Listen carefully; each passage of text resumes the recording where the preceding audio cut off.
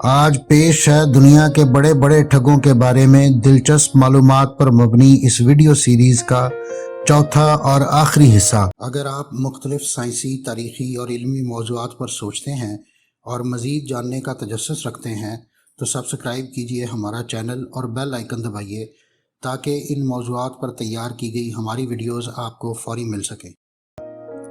Victor لسٹگ کے نام سے چیک ریپبلک میں پیدا ہونے والا بچہ کسے معلوم تھا کہ بڑا ہو کر ایسا حیران کن فراڈ کرے گا کہ دنیا کے بڑے بڑے ٹھگوں میں اس کا نام لیا جائے گا۔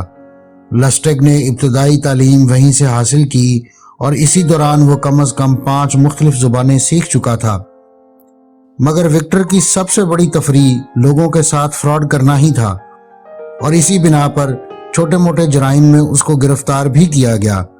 مگر پھر اس نے نیو یارک اور پیرس کے درمیان چلنے والے جہازوں پر کام کرنا شروع کر دیا۔ اگرچہ اس کے ساتھ ساتھ اس نے لوگوں کو ٹھگنا بھی جاری رکھا۔ اس نے نوٹ بنانے والی مشینیں لوگوں کو 20 سے 30 ہزار ڈالرز میں بیچیں۔ ان مشینوں سے 6 گھنٹے میں ایک نوٹ نکلتا تھا، اور پہلے کچھ گھنٹوں میں نکلنے والے نوٹ اصلی ہوتے تھے، مگر اس کے بعد جب جعلی نوٹ نکلنا شروع ہوتے تو اس وقت تک لسٹگ ان کی پہنچ سے بہت دور جا چکا ہوتا تھا۔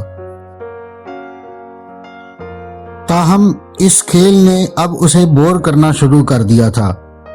اب وہ کسی نئی اور دلچسپ چیز کی تلاش میں تھا، اور یہ موقع اسے 1925 میں ملا جب اس نے اخبار میں خبر پڑھی کہ آئیفل ٹاور، جس کو پہلے جنگ عظیم کے دوران ریڈیو ٹاور کے طور پر جرمنوں کی جاسوسی کے لیے استعمال کیا جاتا رہا تھا، اب زنگ خوردہ اور پرانا ہونے کی وجہ سے اس کی بحالی اور مرمت کے لیے بہت بڑی رقم کی ضرورت تھی۔ صحافی نے اپنی خبر اس سوال پر ختم کی کہ کیا اسے بیچنا بہتر نہیں ہوگا؟ وکٹر نے سوچا، کیوں نہیں، اور کوئی اور کیوں، میں خود اسے بیچوں گا، اور اس سے کیا فرق پڑتا ہے کہ یہ میری ملکیت ہے یا نہیں۔ وکٹر نے محکمہ ڈاک، ٹیلی گراف اور ٹیلی فون جیسے محکموں کی طرف سے کچھ اسٹیشنری چھاپی اور خود کے لیے ایک جعلی شناخت حاصل کی۔ پھر اس نے پیرس کی کچھ سب سے بڑی کمپنیوں کو ایک اہم حکومتی پروجیکٹ پر بولی دینے کے لیے ایک ہوٹل میں بلایا۔ مقررہ دن مختلف کمپنیوں کے 5 نمائندے پہنچے تو وکٹر نے آئیفل ٹاور کے حوالے سے حکومت کو درپیش مسائل اور دیکھ بھال پر اٹھنے والے بھاری اخراجات کا ذکر ایسے انداز میں کیا کہ چونکہ حکومت اس کو بیچنا چاہتی ہے، مگر عوامی رد عمل سے بچنے کے لیے اس خبر کو چھپانا بھی چاہتی ہے۔ سب کمپنیز نے اس بات پر اتفاق کیا کہ اس کو مکمل طور پر راز رکھا جائے گا۔ وکٹر نے سب سے کہا کہ وہ اگلے 1 دن میں اپنی بولی جمع کروا دیں تاکہ آئیفل ٹاور کی فروخت کا کام مکمل کیا جا سکے۔ ان کمپنیز کے نمائندوں میں سے ایک کو وکٹر نے اپنے شکار کے طور پر منتخب کیا اور اس سے کہا کہ وہ اسے رشوت کے عوض یہ کانٹریکٹ دلوا سکتا ہے۔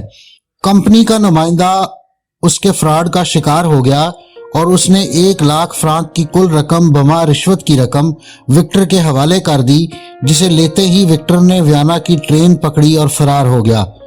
اگلے کئی دن تک وہ ویانا میں اخبارات میں اپنے اس فراڈ کی خبر تلاش کرتا رہا جو اس کو نہ ملی، کیونکہ فراڈ کا شکار ہونے والا شخص اپنی کاروباری ساکھ اور عزت بچانے کے لیے خاموش رہا، جس سے وکٹر کو مزید حوصلہ ملا اور وہ اپنے اگلے شکار کی تلاش میں دوبارہ پیرس واپس پہنچا۔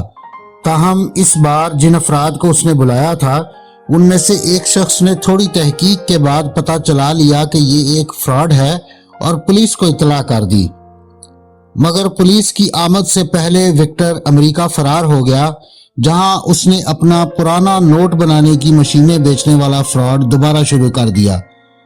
آخر کار وہ گرفتار ہوا اور اس کو مشہور الکٹراز جیل میں بھیجا گیا۔ اگرچہ جیل جا کر بھی وہ اپنی حرکتوں سے باز نہ آیا، اور وہاں بھی اس نے مشہور امریکن گینگسٹر ال کپون کو کامیابی سے ٹھگ لیا تھا۔ اس نے اپنے جیل سیل کی دیوار پر آئیفل ٹاور کی تصویر لگا رکھی تھی، جس پر لکھا تھا سولڈ فار 1 لاکھ فرانکس۔ وکٹر کی موت 1947 میں ہوئی۔ اس کی موت کے بعد اس کے ڈیتھ سرٹیفکیٹ پر اس کے اس بہترین فراڈ کے اعتراف میں اس کا پیشہ سیلز مین لکھا گیا۔